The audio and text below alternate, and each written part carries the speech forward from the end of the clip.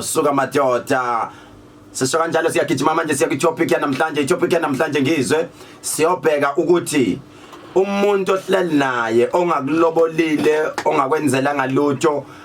ngoba sithe masenza ucwaningo senze research yethu sithola ukuthi abantu abaningi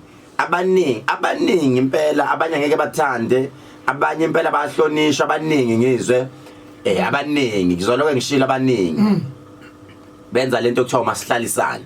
Uzozwa kuthiwa ubaby wami athi ubaby wami hawu nkosi yami ubaba wengane zami sina 12 years sihlala ndawonye akaza lobola akaza khiphe ngisho ini but into abayaziyo bahambisana bathengelana imoto bathengelana impahla ebizayo nithi mani babheka nibahlonipha impela nithi uMr noMrs kanti labantu akaza khishwe ngisho ijuba kaza khishwe bese kufika lento okuthiwa ukufa awukafika ukufa ngoba kufika ngalesikhathi abantu bengalindele umbuzo uthi uthi umbuzo ngokwesizulu ngokweqiniso lonke noma bese nina 16 years nihlala ndawonye but mase kufikile ukufa kufanele yini uzile kufanele yini uyohlala emakhandleleni ngokomthetho kufanele yini umuntu kade ukipite naye ngoba umkipito lo eqinisweni lonke ukusebenzisa lelo gama uma ukuthi liyakuhlukumeza noma liphatha kabi kodwa ngokwesizulu kumkipito lokho umkipito umukelekile njengamanje ngenza kusilalele ukipitile nawe ekhaya bazi ukuthi ukipitile noma uhlalisene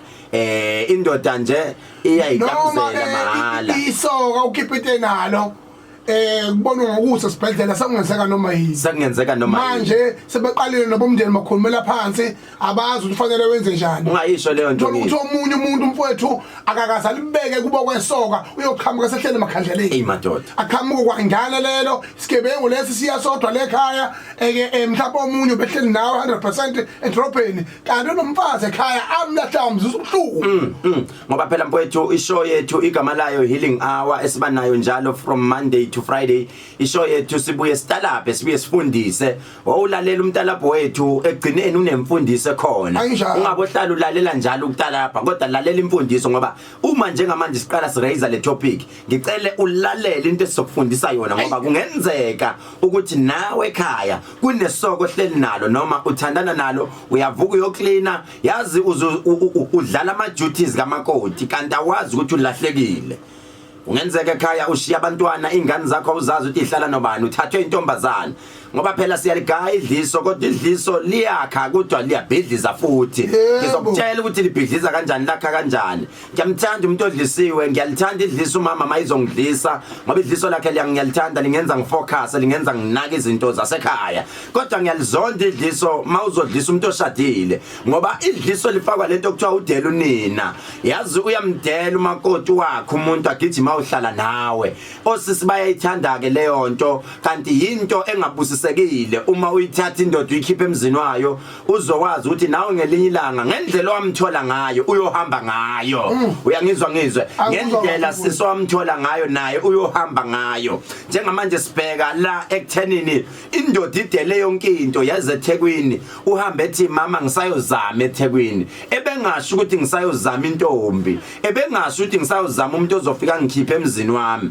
kungenzeka ke indoda mayifika eThekwini yafika yahlalisana ithema ihlalisana yahlala 10 years 8 years thema isahlalisana kanjalo ejola kumnandi yonke into ihamba kahle but kwafika ukufa the question is uyamzilela yini isoka lakho uyalizilela ngisho kuthiwa imoto nenkampani ebeyibhale ngawe but for the fact ukuthi isoka uyalizilela yini before siqhubeke siye phambili sicela uWhatsApp ku 0659337972 this is Vuma 103 uhleli naye uProfessor Kethelezi ngihamba nongizwa umchunu 0659337972 siphinde sikhumbuze njalo ukuthi kusasa siya khona emanzini bafowethu ushayelo 9 o'clock emahlabathini abasuka eMthatha abasuka eGoli abasuka eEastern Cape abasuka yonke indawo eMpumalanga sithi mkhosi hlangana dirikani nonke nibheke khona emahlabathini kuzobe kushobile kuzobe kunjalo kushobile lapha endaweni yasemahlabathini siyubheke khona emanzini gqoka into ewhite uphatha impahla zokushintsha sithi kunjalo ke amakhemisi kaKhethelezi wonke avuliwe sithi kulabo abamphuphayo uKhethelezi keep it up bafowethu imthandazo yethu ya connector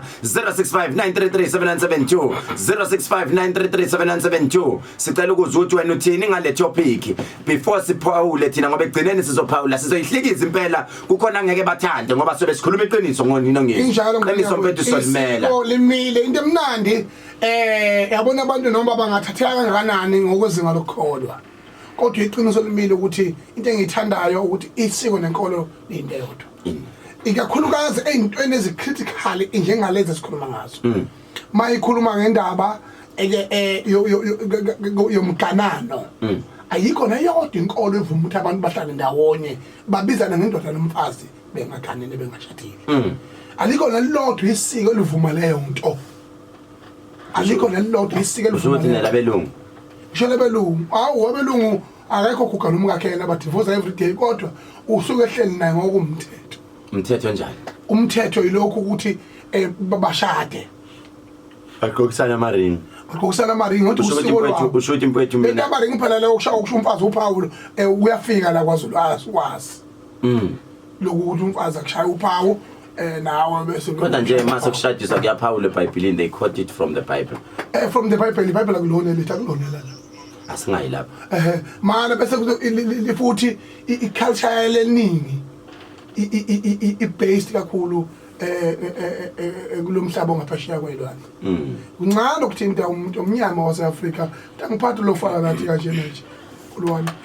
futhi la sakhohlakala abantu ababephala ngibawus either maybe in the next life asizuthi bathini la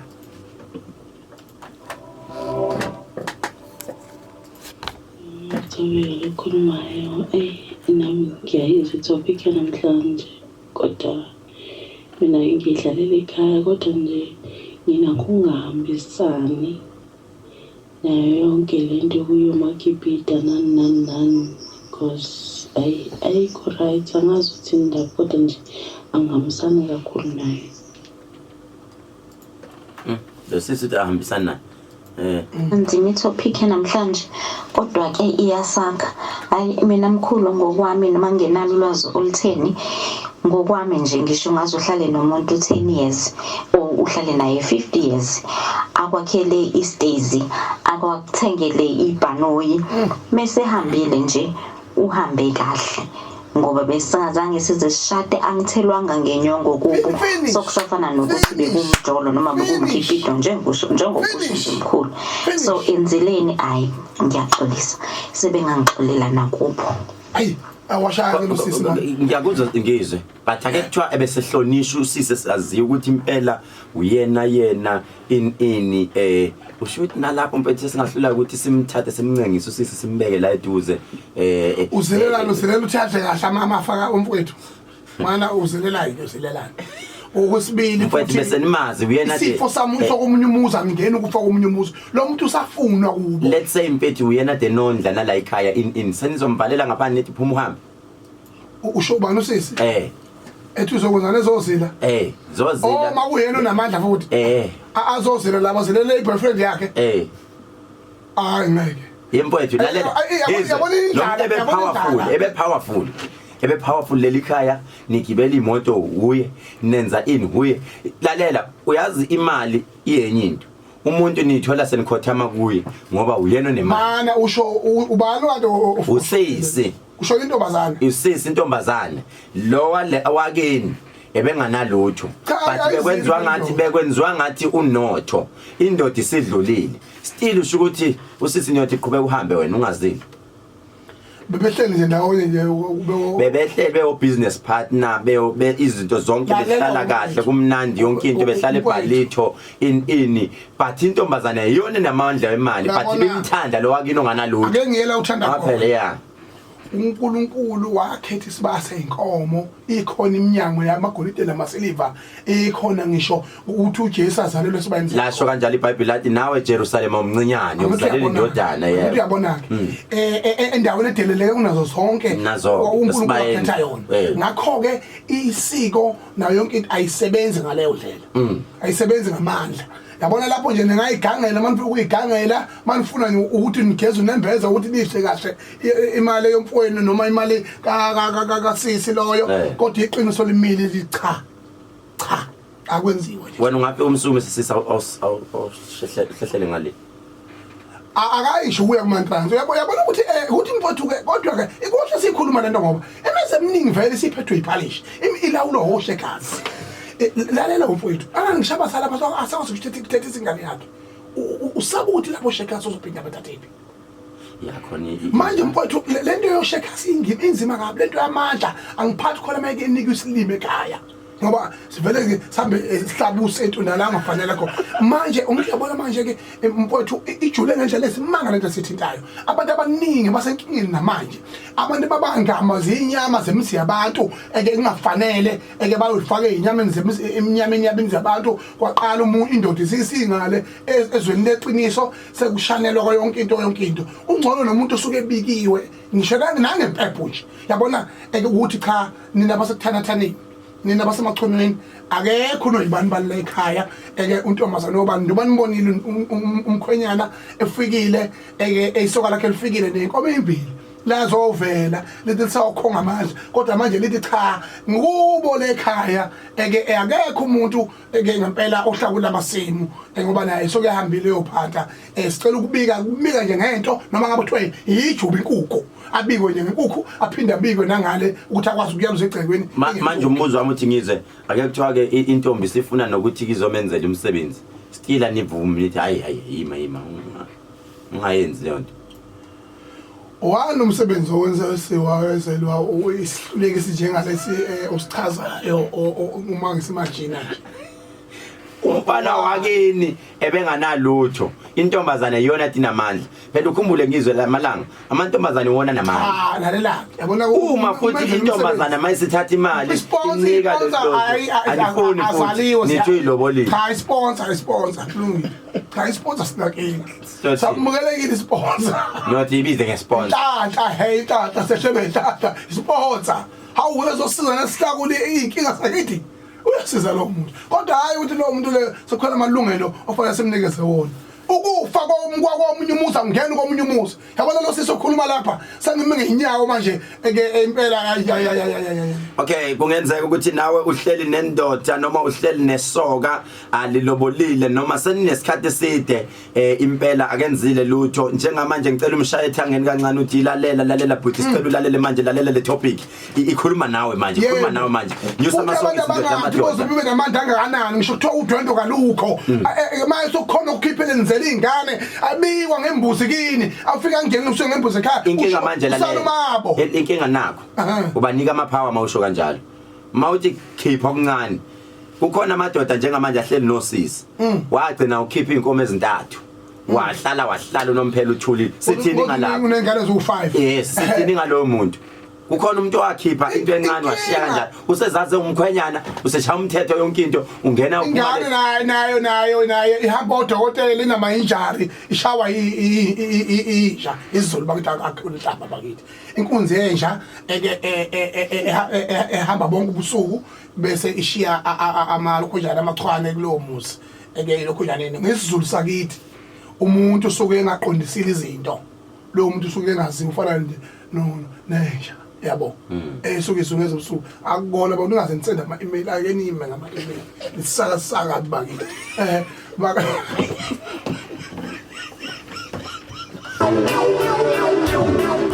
10 300 086 10 300 if ever yezwa bafowethu ukuthi isiZulu sithanda ukuqina sithi yobe uma isiZulu sithanda ukuqina ngoba isiyahlaziya lana siyahlaziya into ejule kabi into ejulile manje khona seningenile ucingo phela ngena ngalezi ikhathi umuntu uvamisile ukuhamba ngesikhathi afika ngaso khona seningenile ucingo ukuthi hayi selesilahlile iqala kodwa seningenile kuba sebekhuluma enye into lapha ungezwe noKhehlelezi bayakhuluma okay ake sizuthi manje simthola mpho manje inkinga umuntu uyashayana manje vuma sawubona hayi sanibona dokotela kunjani wewe ukhuluma kahle sanibona yebo baba kunjani yaqala ukuthi ukungena umlaleli ukhuluma kahle othi bo dokotela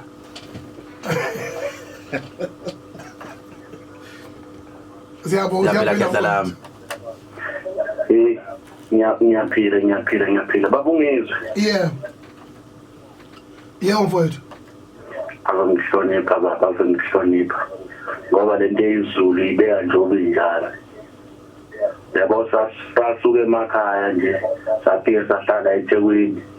umfana waseThekwini uvele ashiya intombi endlini ahamba yophuza ngasikhathi ephuza lapha uhleli netende yakhe phakathi ushiya umem ungazi ukuthi umem ufundisa apha ayi oshaka uyami suka kuvuka ayikhala lapho into enzeka bodwa vela kushiya umem bese nani niyamsupporta hey umem wakhe inkosi yami nani niyomhlonipha kusisi ngoba unemali lalela dokotela yazi mina ngivele ngiyibone ukuthi awubheke umfana waseThekwini ngoba nje seningane nomuntu ngenxa yokudedenga babazali ba ukuthi abayinakile seyidubule ngisho ayasupha azonje ngenxa yokudedenga babazali bazo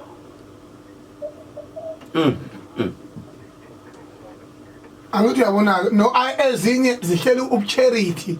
kahle hle iswele indawo yokuhlala isishawe la isikhathi ngoba iclock nayo yashayana vele lo muntu ufuza abuse kwakhe angani isiko mfowethu liyama lithi ngisho ohambe efanele abuseganile uyaxoliselwa bayishonele kubo tena yabo bhuti uyazi ukuthi indlala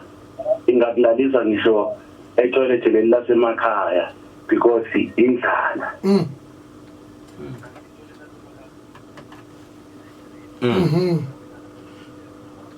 vele yebo bese libhonga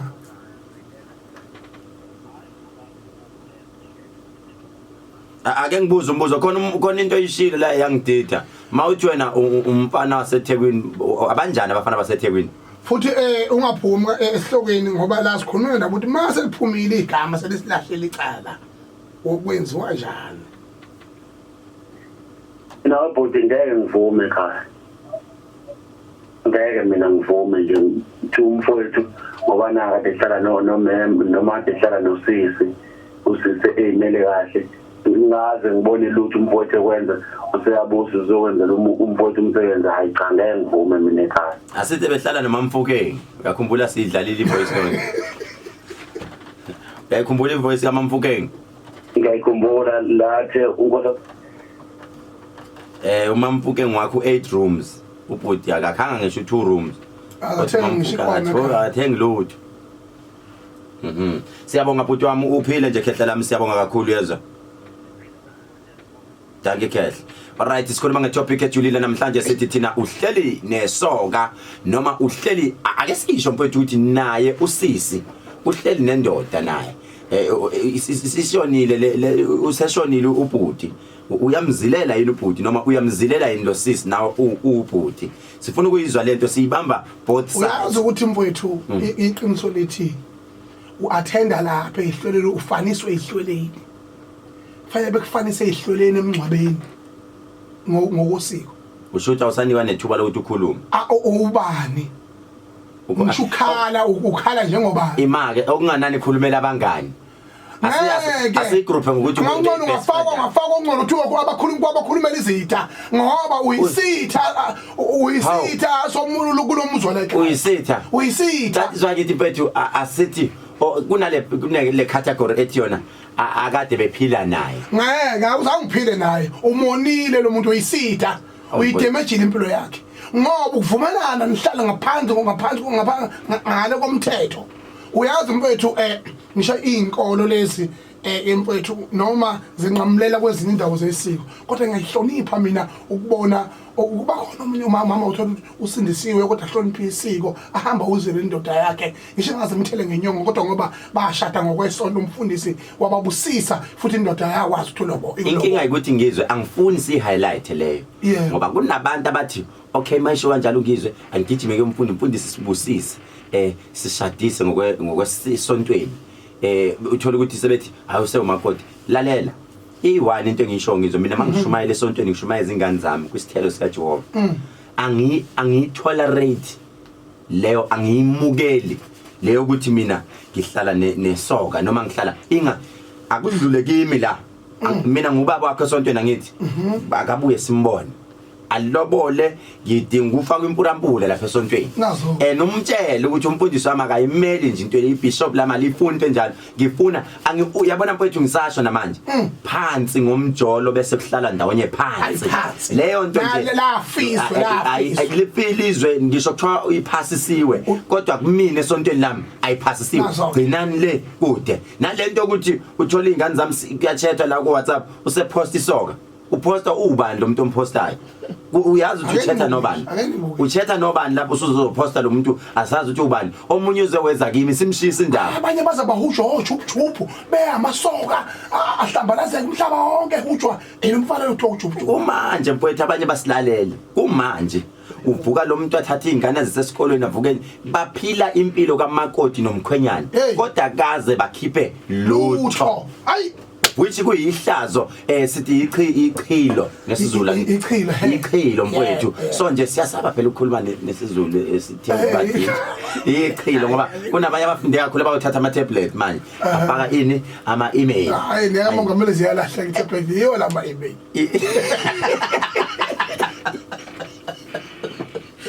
ichilo so into enjalo nje bafowethu sithi phansi especially nje mawuyifan yami uzazi ngisho kuthiwa unesikhundla singakanani emsebenzini uphethe uhlonishwa kanjani ithoma kanjani mfowethu ukuthi uhambe uyozilela ukufa odufa kumzi yabantu ufaka inzilo emzi yabantu ngoba nafanele ugeza kuleli yathini elapha esangene ligeza lalela ke into abayenzayo sekuyifashion sebe upgrade abasazili la ekhaya kangizwe sebesuka bazile endlini zabo la kade behlala khona ngokomthetho kufanele nawe sisuka kule ndlu ngoba ithunzela iminyama bafika abantu bakubo kangizwe bazohlambulula le ndawo kade nenzela kuyo into errong ngeke sisebenzele la gama elithi yabo ngeke sithi ukuthi yabo amanyala kwa izulu kana manyala yini bakithi awatekiseka abala awutekisa amanyala ngweswe ukuthi amanyala ke ahlonishwa thiweni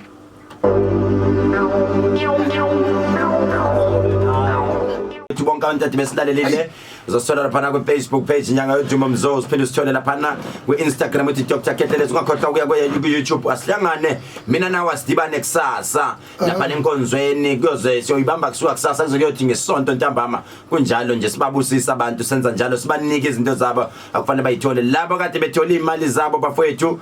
bazoyithatha kusasa siyabonga uNkulunkulu anibusise niphile nje sixolise kakhulu kwabathintekile sithema sithi siyakhuluma bathinteka noma banyatheleka siyaxolisa sithi siyabaxolisa sicela umqamelo kubantu umuntu siyaxolisa kakhulu bafowethu abathintekile besingaqondile kumuntu siyaxolisa kakhulu siyabonga kakhulu uNkulunkulu anibusise shaya inxeba kuphela thina la siyakhala siyakhala